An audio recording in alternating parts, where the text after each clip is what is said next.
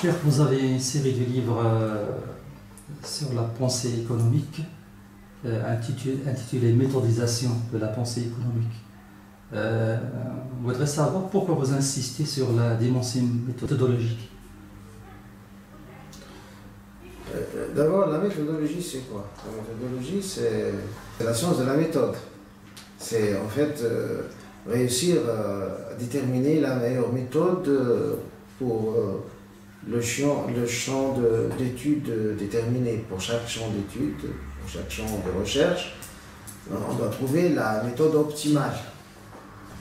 Ça, c'est le véritable objectif de la méthodologie. On peut la présenter comme étant maître de l'ordre, ou ordonner, systématiser la recherche. Et ça revient au même. Ce que j'ai fait en fait, lorsque j'ai commencé, avant que je vienne travailler avec le Centre mondial de sciences islamiques, ça fait depuis les 10 ans que j'ai passé en Tunisie, la première chose que j'ai faite, c'est approfondir les cours de méthodologie de recherche que j'ai pu recevoir. J'ai assisté à des cours de méthodologie de recherche dans le 3e cycle que j'ai fait en Tunis. Et ce n'était pas du tout suffisant. C'était autour d'un livre de Michel Beau, je pense, L'art de la thèse. C'est pas plus que ça, mais moi j'étais appelé à approfondir ça pour que ça se transforme en une discipline scientifique capable de nous donner pour chaque champ de recherche la méthode optimale. Et c'est ça le travail que j'ai fait à côté de toutes mes recherches. Pourquoi à côté? Parallèlement. Parce que j'approfondissais chaque fois une méthodologie appliquée propre au champ dans lequel je travaille. Donc, la première méthodologie appliquée que j'ai dû faire, c'est la méthodologie appliquée aux sciences économiques, par la suite la méthodologie appliquée aux sciences politiques, par la suite méthodologie appliquée à l'analyse historique, et par la suite méthodologie appliquée aux sciences de la doctrine, et par la suite méthodologie appliquée à la jurisprudence, et finalement méthodologie appliquée aux sciences de hadith. Toutes ces méthodologies appliquées, ce sont des disciplines qui ont été conçues sur mesure pour répondre à des questions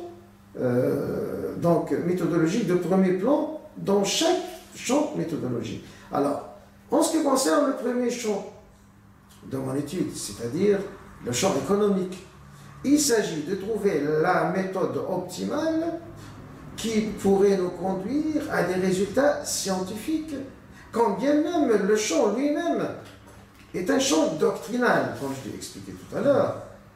La science économique, c'est une science doctrinale, ce n'est pas une science unanime. Donc il fallait trouver une méthode qui optimise la recherche. Et c'est pour cela que toute cette série, au départ, je ne savais pas que j'allais faire 10 volumes. Mais par la suite, ça s'est imposé au fur et à mesure. Toute cette série-là, elle était faite sous ce signe-là de la méthodologie. Et finalement, je l'ai appelée la méthodisation de la pensée économique. C'est l'appellation que j'ai donnée. Parfois, j'ai opté pour une autre, dans certaines éditions, parce que j'ai fait pas mal de petites éditions, des essais d'édition aussi par la suite. Dans certaines éditions, on trouve la méthodisation de la critique de la pensée économique. Parce qu'en fait, c'est plus précis ça. La méthodisation de la critique de la pensée économique.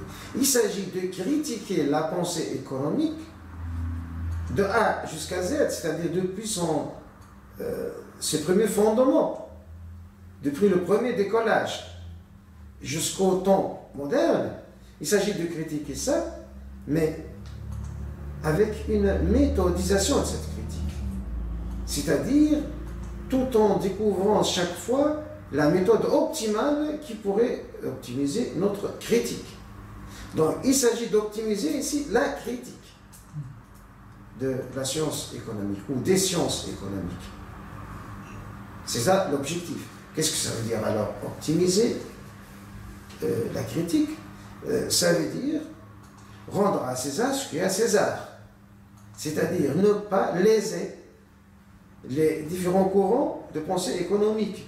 Parce que du fait que ce champ-là, c'est un champ doctrinal, donc chaque école défend ses précurseurs et ses théoriciens et ses grands noms.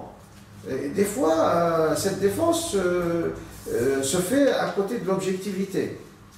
Et donc, la première chose qu'il faut chercher, c'est de chercher à retrouver les points positifs et les apports de toutes les écoles de pensée économique, sans exception.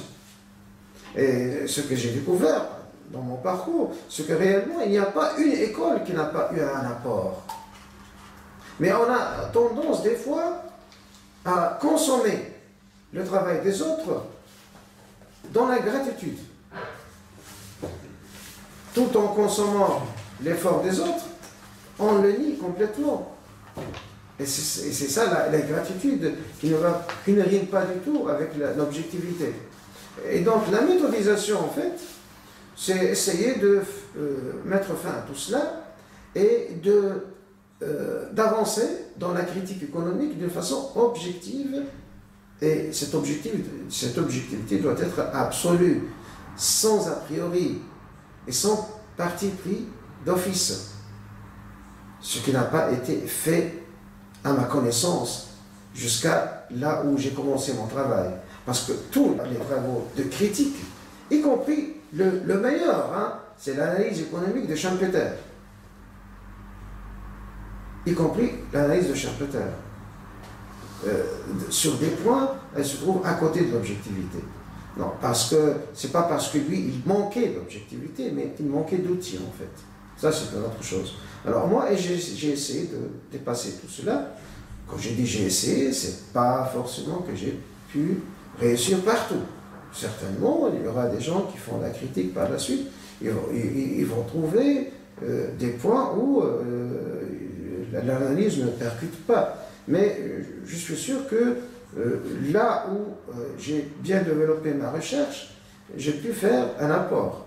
Bon, ne serait-ce que mettre fin au mythe, ce qu'on appelle la différenciation entre la science économique et la doctrine économique. Bon, c'est un mythe inhibiteur là, qui a empêché la pensée islamique de trouver un programme économique jusqu'à nos jours.